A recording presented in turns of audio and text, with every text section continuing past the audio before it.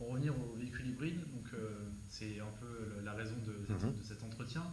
Nous aurions besoin de votre avis sur quelques sujets. Tout d'abord, pensez-vous que les performances en termes de consommation et d'émissions, les performances réalisées par les véhicules hybrides, pensez-vous qu'elles sont à la hauteur des efforts déployés, notamment lors de la phase de recherche ou de la phase de développement? Alors moi, ce que je sais, c'est que pourquoi on a un peu appuyé le véhicule hybride et qu'on ne l'a pas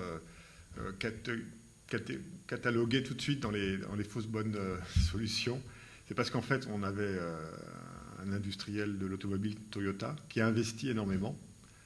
Et il fallait qu'il y ait le succès commercial derrière, parce que sinon, on allait décourager un fabricant d'automobile qui avait pris un risque de faire quelque chose de différent de ce que offre aujourd'hui le marché de l'automobile, c'est-à-dire des moteurs thermiques qui font 6 litres au 100, des voitures qui font 1 tonne, et sur lesquelles il n'y a pas eu énormément de progrès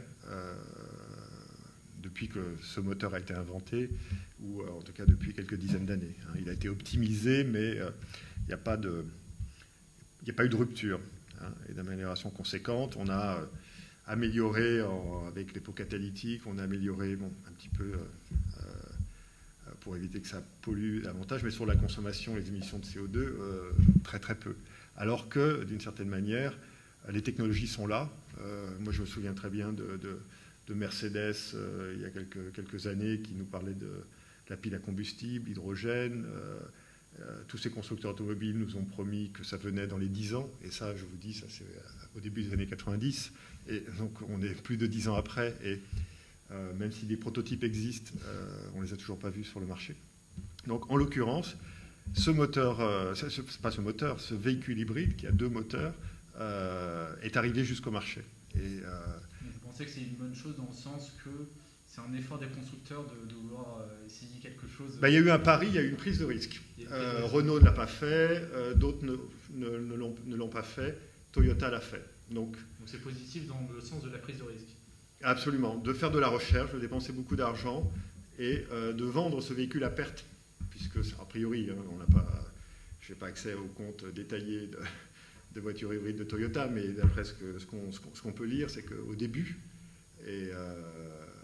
ce véhicule a été vendu à perte.